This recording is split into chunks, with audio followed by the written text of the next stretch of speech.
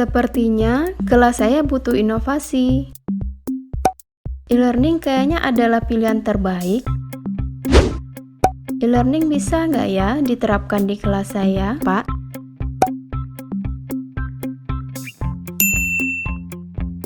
Coba konsultasi dengan PTP. Mereka itu adalah spesialis dalam bidang teknologi pembelajaran yang dapat membantu dalam mengembangkan pembelajaran inovatif, media, dan juga penilaian.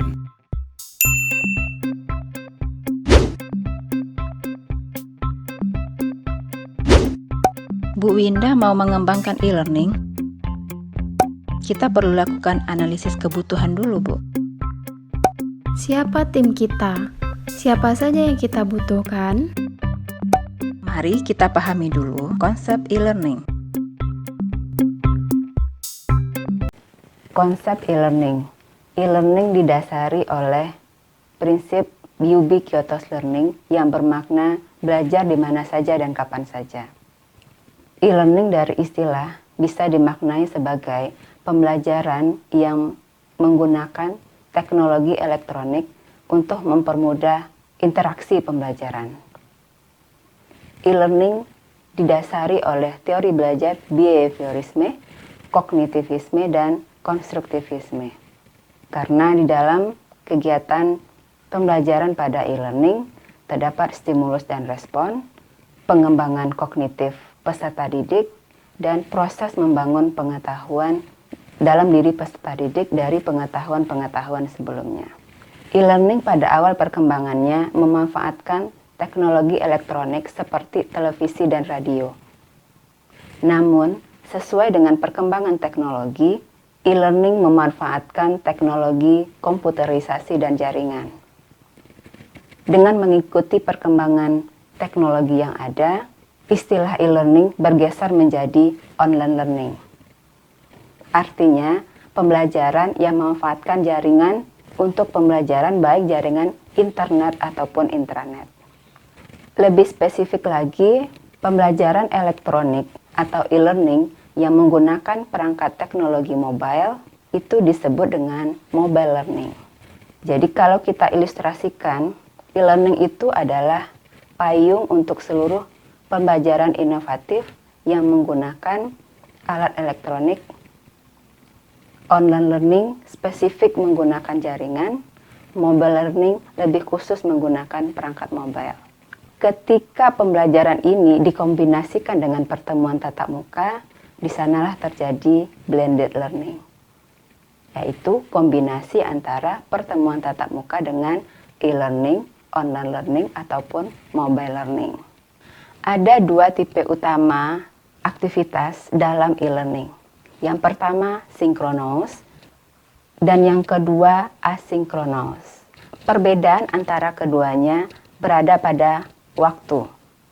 Pada saat pendidik dan peserta didik lainnya login atau beraktivitas pada waktu yang bersamaan di learning management system, itu dinamakan aktivitas sinkronous. Aktivitas sinkronous ini bisa berupa video conference, chatting, ataupun video call. Sedangkan aktivitas asinkronous, pendidik dengan peserta didik aktif dalam waktu yang tidak bersamaan. Satu peserta beraktivitas pada hari pertama jam 7 pagi, namun peserta didik lain beraktivitas jam 10 atau seterusnya, itu dinamakan dengan asinkronous. Kegiatan asinkronous ini ditandai dengan pengiriman file, forum diskusi, penugasan, video recording, video tutorial, ataupun video simulasi. Pada saat kita akan mengembangkan e-learning, tentu kita perlu tahu apa saja keuntungan dalam penerapan e-learning di kelas kita. Yang pertama, dapat akses di mana saja dan kapan saja.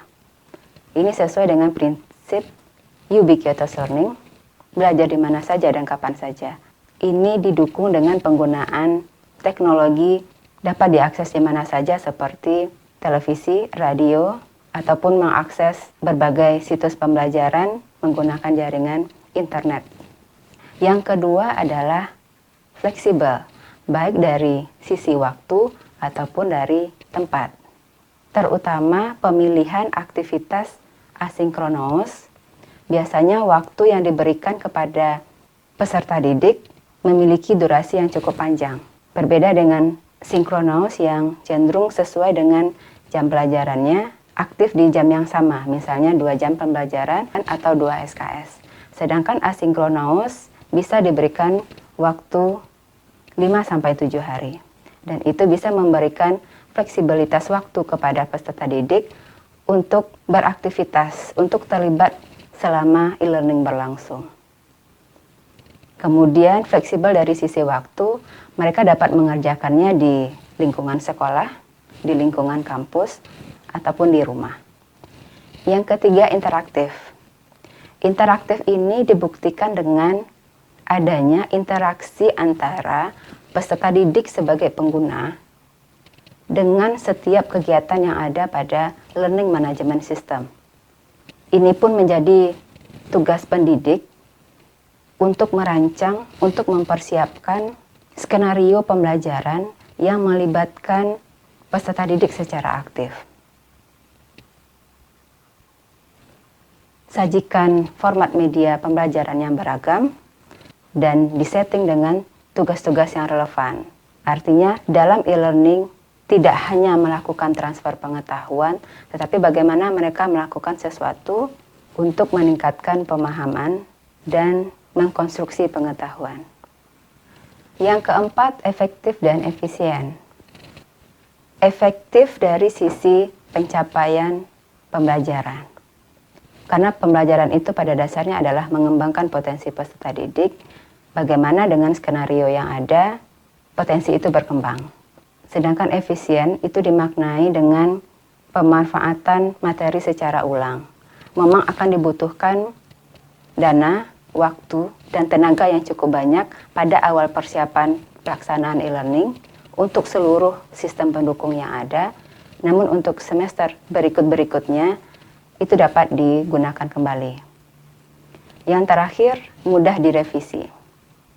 Relevan dengan poin yang keempat, bahwa konten dan pembelajaran e-learning yang sudah dirancang itu dapat digunakan kembali.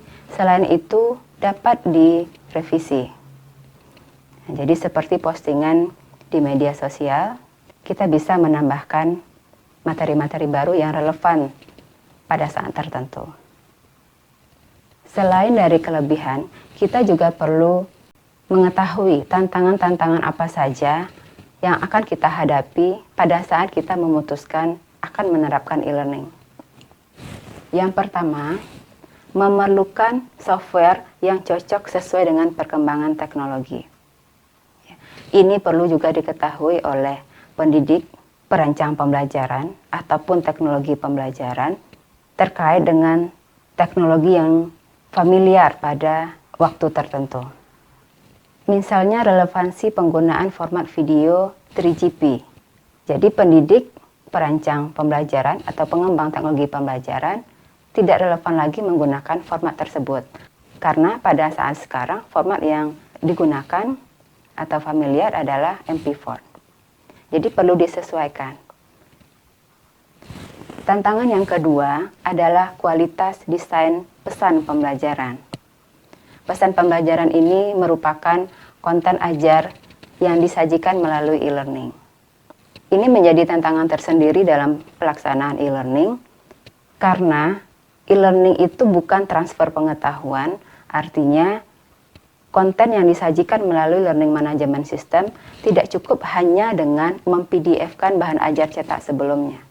Pendidik dan pengembang teknologi pembelajaran perlu meramu ulang bagaimana penyajian pesan pembelajaran yang memadai untuk dinikmati oleh peserta didik kita melalui layar atau screen. Yang ketiga, tingkat kepercayaan, yang juga menjadi pertanyaan bagi pelaksana e-learning.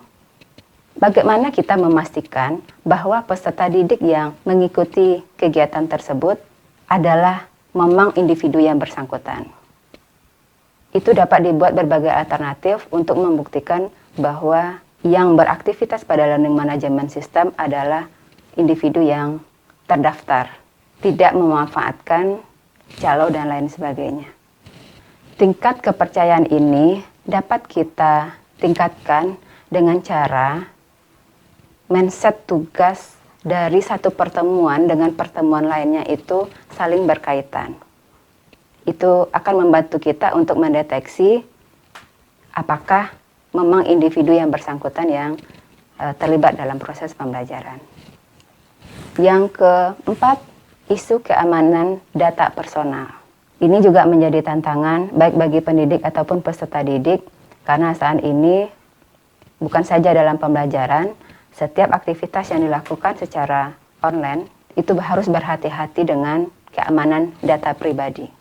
Yang kelima, variasi pengguna kemampuan perangkat TIK. Ini menjadi tantangan karena tidak semua peserta didik memiliki kemampuan yang sama untuk menggunakan perangkat TIK. Itu perlu menjadi pertimbangan agar dalam penerapan e-learningnya tidak terjadi kendala-kendala teknis karena gangguan kekurangmampuan menggunakan perangkat teknologi. Ada beragam model interaksi yang tersedia pada saat kita akan menerapkan e-learning. Ada model interaksi yang diusung oleh Fink tahun 2003, Active Learning. Ada juga yang diusulkan oleh Kaladin 2008. Ada juga yang diusulkan oleh William Horton tahun 2012. Dan ada juga model interaksi yang diusulkan oleh Azrul 2019 dengan mengkombinasikan model interaksi e-learning dengan model pembelajaran Advanced Organizer. Semua model ini berorientasi kepada bagaimana melibatkan peserta didik selama e-learning berlangsung. Jadi, apapun model yang kita pilih, arahnya ke sana. Selanjutnya, komponen e-learning. Komponen yang pertama, subjek. Subjek ini terdiri dari pendidik, peserta didik, pengembang teknologi pembelajaran, dan tim IT. Pendidik dan peserta didik sebagai pengguna LMS dalam pelaksanaan e-learning. Namun sebelum itu terjadi, ada tenaga profesional yang mempersiapkan pembelajaran, yaitu pengembang teknologi pembelajaran. Pengembang teknologi pembelajaran berkolaborasi dengan tim IT dan tim teknis lainnya. Komponen yang kedua, konten. Dalam e-learning ada dua bentuk konten, by design dan by utilization. By design adalah konten yang disiapkan sendiri oleh pendidik yang dibantu oleh teknologi pembelajaran. Sedangkan konten by utilization adalah konten-konten yang sudah tersedia di internet yang digunakan oleh pendidik ataupun perancang pembelajaran e-learning. Yang ketiga, infrastruktur e-learning. Infrastruktur menjadi pertimbangan utama untuk menentukan model interaksi yang akan dilaksanakan. Pemilihan infrastruktur dapat diidentifikasi dari subjek yang memiliki kemampuan teknologi dasar atau pemula dan subjek yang memiliki kemampuan teknologi mahir. Bagi subjek yang memiliki kemampuan teknologi dasar atau pemula, dapat menggunakan media sosial, email, dan cloud storage sebagai pengganti LMS. Dan subjek yang memiliki kemampuan teknologi mahir dapat menggunakan learning management system seperti Moodle, Edmodo, Schoology, Google Classroom, atau LMS yang dibangun sendiri oleh si pendidik ataupun lembaga pendidikan tertentu. Yang keempat, kebijakan. Kebijakan juga menentukan penerapan e-learning. Apakah e-learning akan diterapkan sebagai pengganti pertemuan tatap muka, atau sebagai pelengkap, atau sebagai tambahan. Itu tergantung kepada kebijakan yang ada pada lembaga pendidikan tertentu.